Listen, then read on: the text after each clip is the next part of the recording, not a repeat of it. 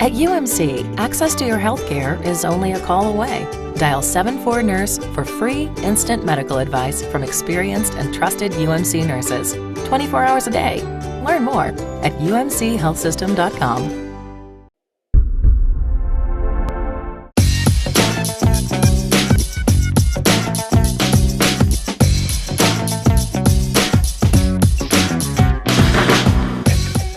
Greetings, everyone. Welcome into RedRaiders.com. I'm Zach along with Don Williams, and that must mean one thing.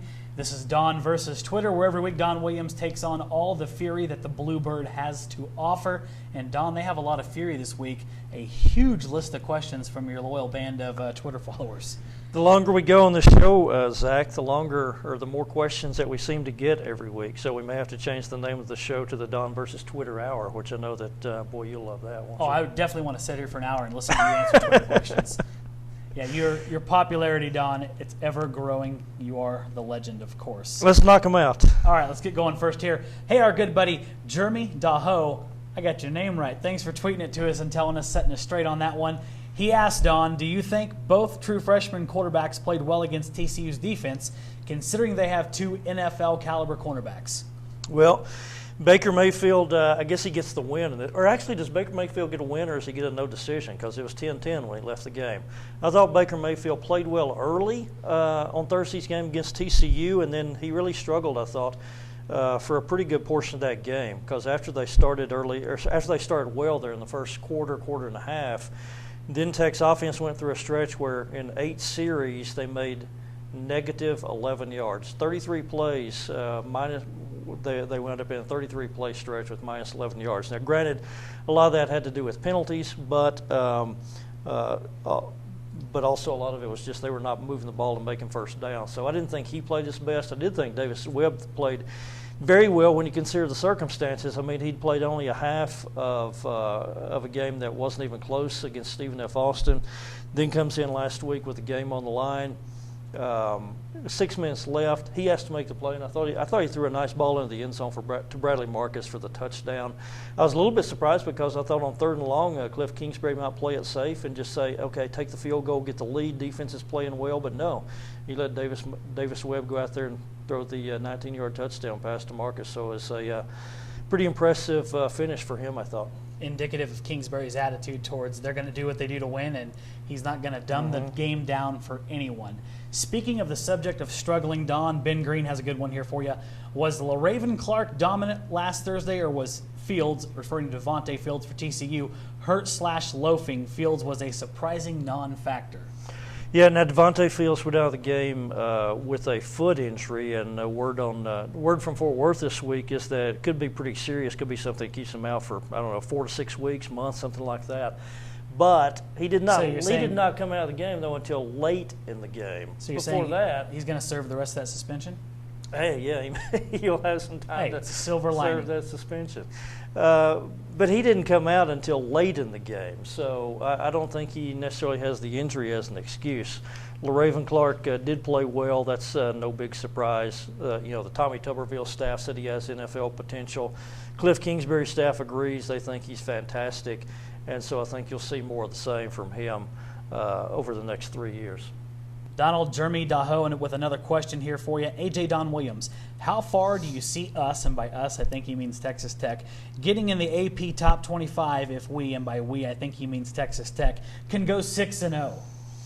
I would say probably in the 15 to 20 range, I believe. The thing that works against Texas Tech is you are not in the poll in the preseason. You're picked in the bottom third in the conference. So, and the other thing that works against Tech is you don't have any top 10 opponents coming up to give you an opportunity to get a big victory that would move you up substantially in the poll. So as long as you keep winning, then you're probably moving up, say, 1 or 2 spots a week. I think the ceiling, if you're 6-0, I think the ceiling is probably in that 15 to 20 range. I went back and looked, and the 1998 Texas Tech team also started the season unranked, began the season 6-0, and at the point they were 6-0, they were ranked only number 22 the week before they went to play Colorado. So, like I say, about 15 to 20, and maybe a little better if you get some upsets ahead on top of you.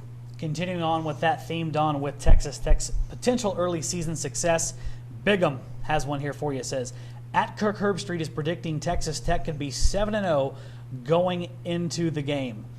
The OU game, I think, is what he's after there, right? Yeah, and Mark Mendoza has a similar question, I believe, where Mark asked us, how confident are you that Texas Tech will be 7-0 going into the Oklahoma game? Not that confident. Now, here's the thing. Every game that Tech has coming up for the next month is against an opponent that you're capable of beating, but you're also talking about having to win 2 Big 12 Conference road games. And you got to go out there and perform every Saturday. Now, I know a lot of folks say, Kansas is a terrible team. There's no way you lose to Kansas. But, heck, you nearly lost to Kansas I remember a game last year that was on the contradictory there. Yeah, and 2 years ago up at Kansas, you go up there and you're behind 20-0 in the first quarter and have to make a comeback. So, there's no gimmies. And I think that road trip to West Virginia also is going to be a challenge just because you're going into a new place that you haven't been for the first time. So I think Tech is capable of getting to 7-0, but I think the odds on it are probably about 50-50 just because, again, you got a young quarterback, Baker Mayfield. He can't throw 3 interceptions like he did against TCU, or that'll come back to haunt you one of these weeks. Next up here, Don, a very good question I think a few Texas Tech fans have all considered. At A.J. Don Williams, with the arms race of football facilities, are Tech's facilities still able to compete? What might be missing / outdated? I would say your indoor practice facility. And the interesting thing about this is, Texas Tech is the only school in the Big 12 that does not have an indoor football facility for bad weather. It was a big priority item for Tommy Tuberville. I don't think it is a very big priority item for Cliff Kingsbury. He's kind of like Mike Leach in the sense that he doesn't mind his guys practicing in the wind, practicing in the elements. So as we go forward over the next year or two, I'll be interested to see if Cliff wants an indoor facility just because everyone has one, or if he doesn't really care that he's the only Big 12 coach that doesn't have one. Next up, this question is just absolutely fantastic. Gino Mendoza, kudos to you, my friend. This is a fantastic question, not just because of the relation, but also because of Don Williams' habit with Dr. Pepper. They say, at AJ Don Williams, what's up with the Dr. Pepper 10-looking unis Texas Tech was wearing this weekend? You had to help me out on that one, Zach, because I drink the full-caloried, full-body Dr. Pepper, so I wasn't real familiar with the Dr. Pepper 10. But man, I didn't expect you to be familiar with it. That Dr. Pepper 10 label and Dr. Pepper 10 cans, those look exactly like the uniforms that Texas Tech wore the other night. Very comparable, actually. When you put them up next to each other, you kind of go, oh, yeah. Guys of my generation, we don't get it. I'm a traditionalist. I would like to see Texas Tech wearing the uniforms that Donnie Anderson wore. Here, I will say one thing. Quite honestly, I didn't think they looked bad. I kind of liked that look. So I'm kind of having an internal conflict here between the traditionalist in me says gray is not a Texas Tech school color, and the other side of me that didn't really mind how they looked on Thursday night. With that said, it's all about appealing to the 17 and 18-year-olds, and they feel like they have to do this to get recruits. That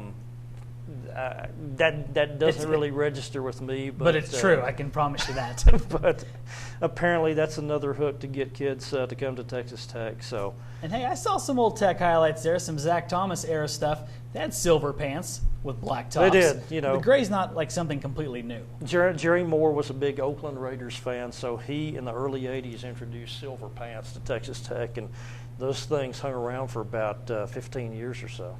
So not complete anarchy in your book is what you're telling me. Well, that's good. Don, next up here, a whole bunch of questions from Robert Powell. He absolutely brought his A game this week. I think he was watching Texas Tech TCU. Anything that he had an inquiry about, absolutely sent us a question. He brought his A game this week. Yeah, Robert's our most valuable Twitter participant, but that's okay because he sent us several questions. They're on a variety of subjects. Then let's get rolling here with the Robert Powell rapid fire segment of Don versus Twitter. At AJ Don Williams, refs seem to be taking longer to set ball with the extra ref. Has anyone timed them? Zach, you're the guy you're down there on the field every game. I'm going to defer to you. What do you see on this? I do not think it's taking the Big 12 officials longer to set the ball. I think what it is something Jared Castor referred to us early in the season. He said, I'm going to go as fast as I can, irregardless of how slow or how fast that official sets the ball. And something to consider there, Don, they set the ball extremely fast, and a lot of times as soon as that official backs out of there, Tech doesn't immediately snap the ball. There are a few instances when they feel like they have an advantage, they go to a running play immediately, but I would say 60 to 70% of the time, Mayfield makes a small adjustment. You'll see his hand signals. He'll do something to signal a receiver or check down to a different play. So the key is they want to be ready to fire extremely quickly, but I don't think it has impeded Texas Tech since the SMU game. Sounds like a good explanation. Next question. AJ, Zach Long, AJ, Don Williams. Has the Big 12 slapped the wrist of the game officials? They were terrible and missed many calls. Robert's not playing. It looks like that they are not. In fact, Walt Anderson, the Big 12 Conference Director of Officiating, said that there will be no disciplinary action against that crew. And he was talking to Dennis Dodd from CBS Sportsline this week, and he told Dennis Dodd that in a couple of those instances, a couple of the most prominent plays, the officials' calls were correct. One of those was the inadvertent fair catch signal where the TCU return man was moving to his right and waving his arms like this. That was a fantastic impression. I mean, he was trying to keep his balance and what have you, and the ball and his left arm kind of flicked out. And according to the rule, I guess, hey, that can confuse the coverage. Absolutely. And so that was a proper call, and they also got the call correct on when DeAndre Washington dropped the ball at the 1/2 yard line. I'm sure a lot of other people thought, wait a minute, is Tech getting lucky here? Shouldn't that be I thought that should be a touchback. Didn't roll through the end zone. It has to roll through the end zone, roll out of the end zone to be a touchback. Walt Anderson said the officials got that one correct also. I'm not sure that it was that crew's best game officiating, but I think sometimes you have games every once in a while where there's a lot of crazy circumstances that you're not accustomed to seeing. And just because the game is crazy and you have unusual things happening doesn't necessarily mean that the officials are screwing everything up. And key component, Tech wins 20-10, so not the end of the world. Robert Powell continues here at AJ Don Williams. What is wrong with the offensive line? Can't get running game going? Are they missing blocks, or is D just making plays? I think it's on the offensive line and also maybe to some extent on the running backs. But, this is no secret. We've been writing about for the last since spring, that the big question mark on this team was going to be the offensive line. And so I don't think it's necessarily a big surprise that they're struggling to run the football. And, it's one of those things where I think progress will come probably in small increments. I think this is going to be something that they're going to battle for much, if not all, of the season. But right now they're doing a good job on both sides of the running and passing game, so hasn't been a glaring issue as of yet.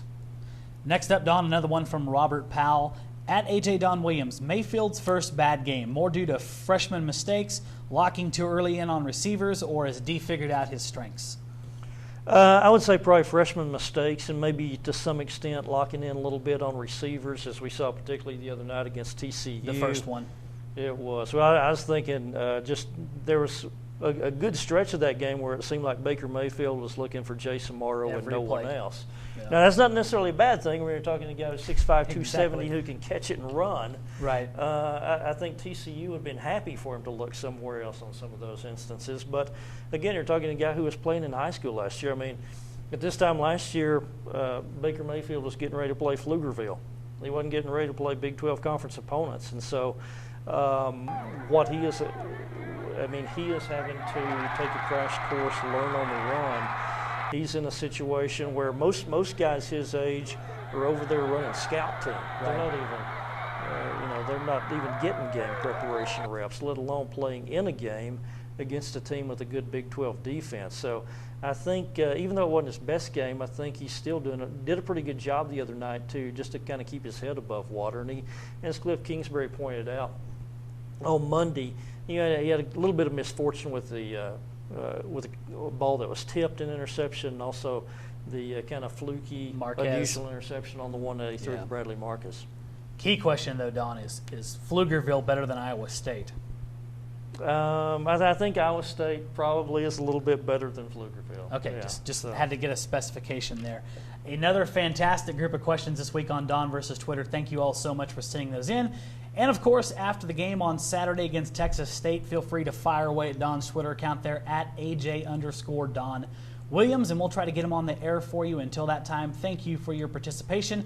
You can see all of our other work at RedRaiders.com and LubbockOnline.com. Coming up tomorrow, we'll have the UMC Health System AJ Media pregame show and our topic show with Krista Pirtle. Until that time, I'm Zach Long. For the legend Don Williams, we'll see you next time.